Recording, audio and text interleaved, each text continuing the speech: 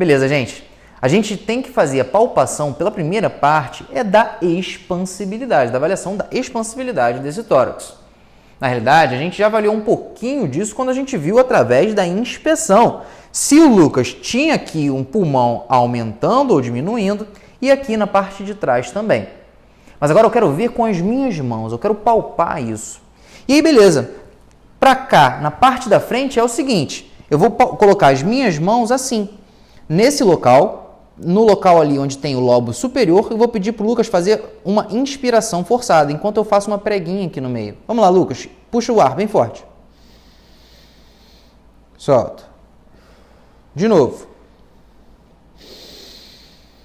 Solta. Nesse caso aqui, gente, eu estou vendo se as minhas mãos elas sobem simetricamente. Às vezes é mais fácil, durante a palpação da expansibilidade, a gente ver alguma dificuldade, alguma coisa errada, ao invés de que a gente ficar somente olhando. A gente tem que avaliar também a expansibilidade aqui pelas costas. Na realidade, a expansibilidade aqui é um pouquinho mais complicada só porque tem alguns epônimos. Mas, gente, não fica se prendendo a epônimo não, porque não é isso que vai te transformar num médico bom realmente, ou não. A gente tem que decorar assim por causa das provas, porque às vezes a gente se refere dessa maneira, claro. Mas o importante é vocês aprenderem a técnica. Então, repara só. Se eu quiser ver a expansibilidade lá na frente, eu avaliei lobo superior.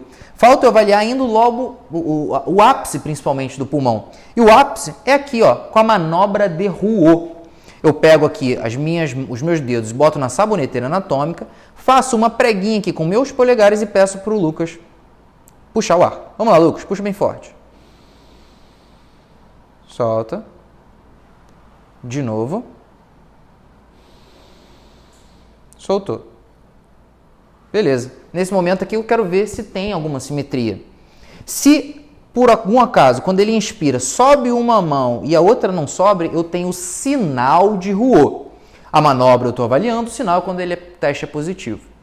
Se eu quiser avaliar abaixo, eu chamo de manobra de Lazegue. E é a mesma coisa, o epônimo não precisa, só estou falando porque às vezes cai em prova. Manobra de Lazegue é aqui, a gente vai avaliar a expansibilidade pulmonar, agora das bases pulmonares, do lobo inferior principalmente. Eu coloco aqui, tento pegar o máximo de base que eu conseguir, faço uma preguinha e peço, Lucas, puxa. Solta. De novo. Solta. Beleza, e aqui eu estou avaliando se é simétrico ou se não é. A gente ainda pode avaliar aqui a elasticidade pulmonar. O grau de elastina que tem nesse parênquima, se ele está muito necrosado ou se está com uma elasticidade aumentada. Na realidade, existem duas posições para a gente avaliar a elasticidade. Aqui embaixo, como é que a gente vai avaliar isso? A gente vai apertar esse pulmão e soltar rápido. Mas reparem que eu não solto assim. Eu solto e tento ver qual é a velocidade que esse pulmão está voltando. Se ele tiver uma elasticidade diminuída, eu vou ter mais dificuldade de apertar e quando eu soltar, ele não vai voltar de uma maneira tão rápida. Isso aqui, gente, não tem como você conseguir pegar se você não fizer vários pacientes. Então, ó, descobriu a técnica, apertou, e tem que apertar bem forte, né? Se for um paciente que possa ter algum tipo de dor, você tem que avisar ele. E aí aperta e solta rápido, mas deixa conectado aqui, encostado a sua mão para você avaliar se tem ou não essa elasticidade. E eu posso avaliar também, ó, no ápice. E no ápice eu vou colocar as minhas duas mãos e apertar assim, ó. É a mesma técnica. Vou apertar bastante, aqui costuma incomodar ainda mais. É importante eu lembrar que eu não posso pegar aqui a escápula, que é esse triângulo aqui, eu tenho que pegar o parênquima, e aqui na frente o parênquima também. Eu vou apertar e vou soltar, mas mantendo encostado para eu ver o grau de velocidade. E eu faço dos dois lados. Ou eu chego lá para o lado direito do Lucas e faço também, ou faço aqui no mesmo lado, não tem problema nenhum. A gente deve avaliar também aqui na frente a posição dessa traqueia. Porque repara só, vocês conhecem alguma condição clínica que pode fazer que tenha um desvio do mediastino, não só do coração, mas também aqui da traqueia? Sim. Se o paciente tiver talvez um pneumotórax aqui, hipertensivo, aquele paciente que está entubado, faz ali com pressão positiva, aumenta aquele pneumotórax aqui e vai empurrando todo o mediastino para lá. Mesma possibilidade, talvez uma atelectasia muito grande, muito intensa, e aí a pressão desse tórax aqui diminui muito e aí acaba puxando esse mediastino e a traqueia para esse lado. Então, gente, desvio mediastinal não é para você pedir radiografia para dar diagnóstico, não. Você pode fazer pelo exame físico. E é da seguinte maneira, muitas das vezes esse paciente que tem um desvio mediastinal muito grande, ele vai estar taquipneico. E aí vai facilitar para a gente ver. Mas se ele não estiver e você quiser avaliar isso, você pode pedir, Lucas, daqui a pouco eu vou pedir para você fazer uma inspiração bem forte, puxar bastante o ar, beleza? E aí nessa situação, ó, eu vou colocar o paciente com a posição retinha, vou chegar aqui ó, na traqueia e vou andando para o lado até eu chegar na borda medial do ECOM. Quando eu coloco a minha mão aqui na borda medial do ECOM, eu vou pedir, Lucas, puxa o ar, solta. Perfeito, acabou. Quando ele faz a inspiração, esse desvio mediastinal ele é intensificado. E eu consigo ver se ele é empurrado ou não. Se ele bater aqui na ponta do meu dedo, eu sei que está tendo um desvio mediastinal para lá. E aí, beleza, eu comparo com o outro lado. Venho aqui com a traqueia, palpo exatamente aqui na borda medial do ECOM junto com a traqueia e peço, Lucas, puxa o ar, forte, solta. Perfeito. O Lucas é até fácil da gente ver, que a gente olhando a gente consegue ver onde que está aqui o ECOM dele. Alguns pacientes vão ser um pouco mais complicados. Mas o fato é que quando você estiver avaliando, o que você quer saber é se a traqueia bate ou não no seu dedo. Tem gente que diz que não é ideal você fazer com duas mãos porque você pode fazer uma manobra vagal. Apesar disso, pela lógica, não fazer muito sentido. Porque geralmente manobra vagal é aqui ó, no ângulo da mandíbula, que é onde você tem ali o bulbo carotídeo, que é o local onde ficam os baroreceptores. Agora que a gente já avaliou o frêmito aqui pela frente, a gente tem que avaliar pelas costas também. E é a mesma técnica, só que reparem que agora eu estou ó, na esquerda do Lucas. Porque é muito mais fácil para mim, que eu sou destro, fazer assim. E eu vou encostar a mesma posição, fazendo a escada grega, enquanto o Lucas fala 33. 33. Novo? 33. Isso aí. 33. Toda vez que eu mudar, você fala. 33. 33. 33. 33. E 33. aconteceu alguma coisa estranha. Parei de sentir. Parei de sentir essa vibração que eu estava sentindo. O que aconteceu? Acabou o pulmão? Pode ser uma possibilidade. Mas e se eu tiver alguma doença aqui pleural, por exemplo? Se eu tiver um derrame pleural, o que vai acontecer? Não teria acabado também? E aí, gente, como é que eu vou fazer para descobrir se acabou, parou de sentir? Porque é um derrame pleural que está tendo ali? Porque é um pneumotórax? Porque a gente sabe que as doenças da pleura são antipáticas ao frêmito? Ou se é porque simplesmente acabou esse pulmão e está no abdômen? É claro que não vai ter frêmito tóraco-vocal. A primeira técnica é a gente comparar os lados. Se for bilateral, a mesma altura, aí, pô, muito mais provável disso ser, na realidade, acabou o pulmão. Pode até ter um derrame pleural que seja bilateral, mas bilateral na mesma altura já diminui a probabilidade. Só que tem um problema. Quando eu faço assim, ó, com essa técnica, olha a área gigante que eu estou palpando. E é por isso que aqui, quando eu quero ver o nível, eu não utilizo essa técnica. Segundo Porto, essa é a única situação que a gente está respaldado a utilizar, na realidade, a região hipotenar da mão para avaliar o frêmito. Se eu quero ver onde que está acabando esse nível, eu vou agora encostar a região hipotenar e vamos lá, Lucas, 33. 33. De novo. 33. Novamente. 33. Ó, parei de sentir aqui. Vou marcar esse local e vou ver se do outro lado acaba na mesma altura. De novo. 33.